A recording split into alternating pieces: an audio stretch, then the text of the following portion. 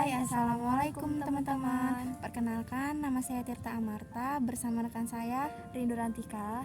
Kami akan menjelaskan tentang interaksi sosial. Seperti apa penjelasannya? Yuk kepoin. Hai, pertama-tama saya akan menjelaskan tentang pengertian interaksi sosial. Interaksi sosial adalah hubungan timbal balik berupa aksi saling mempengaruhi, yaitu terjadi reaksi antar individu dengan kelompok maupun antar kelompok. Selanjutnya, ciri-ciri interaksi sosial, yaitu yang pertama, jumlah pelakunya lebih dari satu orang. Yang kedua, terjadi komunikasi antar pelaku melalui kontak sosial. Yang ketiga, mempunyai maksud dan tujuan yang jelas. Dan yang keempat, dilaksanakan melalui suatu pola sistem tertentu. Syarat-syarat terjadinya interaksi sosial.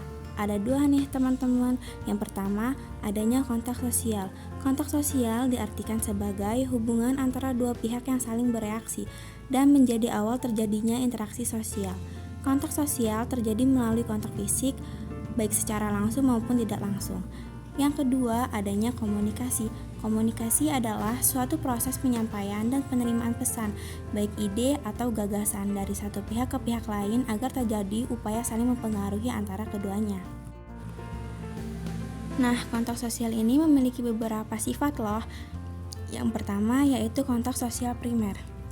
Kontak sosial primer artinya hubungan diadakan secara langsung dan saling berhadapan.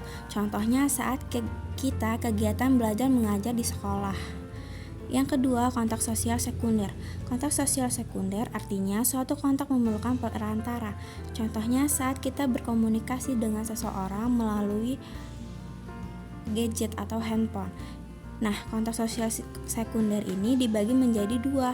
Yang pertama, kontak sosial sekunder langsung, dan yang kedua, kontak sosial sekunder tidak langsung. Yang ketiga, kontak sosial positif. Contohnya saat kita bekerja sama, kerja bakti atau gotong royong.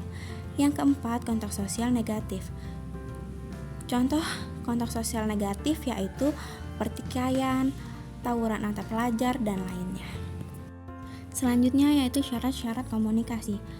Komunikasi dapat terjadi apabila yang pertama adanya komunikator atau sender, yaitu pihak yang mengirimkan pesan.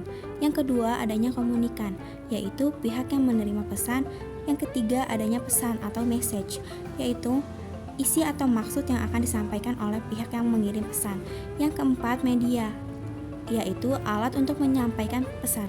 Dan yang kelima adanya feedback atau umpan balik, yaitu tanggapan dari penerima pesan. Faktor pendorong interaksi sosial. Apa aja sih faktor pendorong interaksi sosial itu? Yang pertama, adanya imitasi. Imitasi yaitu tindakan meniru seseorang, seperti gaya bicara, tingkah laku, kebiasaan, bahkan penampilan fisik.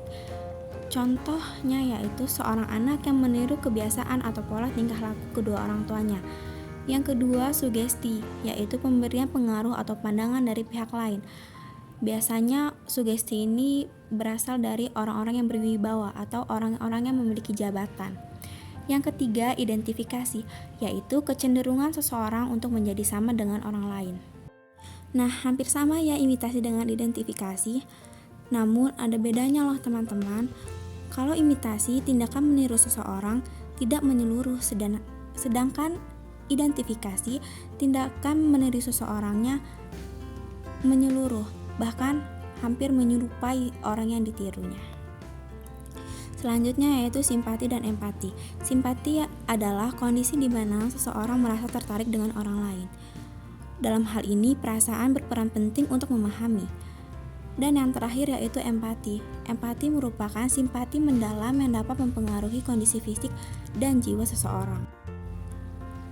Selanjutnya, bentuk-bentuk interaksi sosial. Ada dua, yaitu asosiatif dan disosiatif, yang akan dijelaskan oleh rekan saya, yaitu Rindu Rantika. Selanjutnya yaitu ada bentuk-bentuk interaksi sosial. Nah, bentuk interaksi sosial ini dibagi menjadi dua, yaitu asosiatif dan disosiatif. Nah, proses asosiatif ini sangat penting untuk integrasi dan kemajuan masyarakat. Karena di dalam proses sosial itu anggota-anggota masyarakat itu berada dalam keadaan harmoni yang mengarah pada pola-pola kerjasama. Untuk contoh yang pertama itu ada kerjasama. Nah, apa sih kerjasama itu? Jadi, kerjasama itu adalah usaha bersama antara orang perorangan atau kelompok untuk mencapai tujuan bersama. Nah, kerjasama ini juga biasanya tuh berawal dari kesamaan orientasi.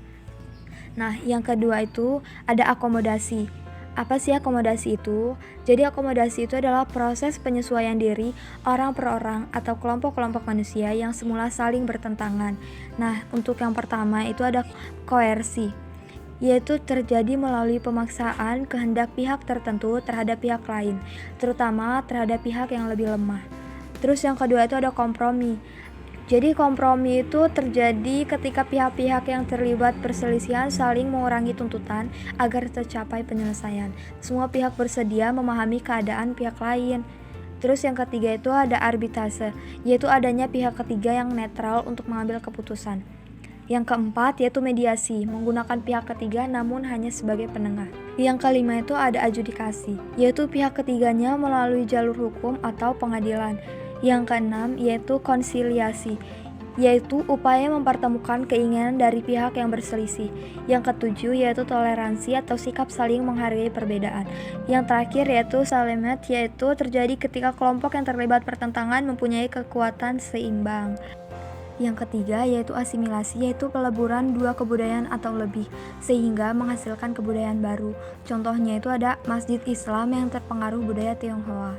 Kemudian yang keempat yaitu akulturasi, yaitu pencampuran kebudayaan tanpa menghilangkan kebudayaan aslinya.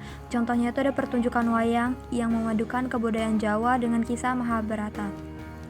Yang terakhir itu ada proses disosiatif, yaitu keadaan sosial dalam keadaan disharmoni akibat adanya pertentangan antara anggota masyarakat.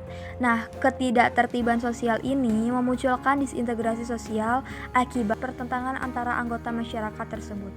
Maka dari itu, proses sosial disosiatif juga disebut proses sosial disintegratif.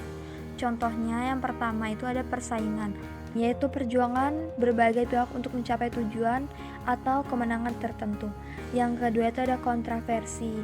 Kontroversinya itu ditandai dengan ketidakpuasan seseorang atau perasaan tidak suka yang disembunyikan, kebencian, dan keraguan terhadap kepribadian seseorang. Kontroversi ini cenderung bersifat rahasia. Nah, dalam hal ini tidak ada lawan diserang secara fisik, tetapi secara psikologis.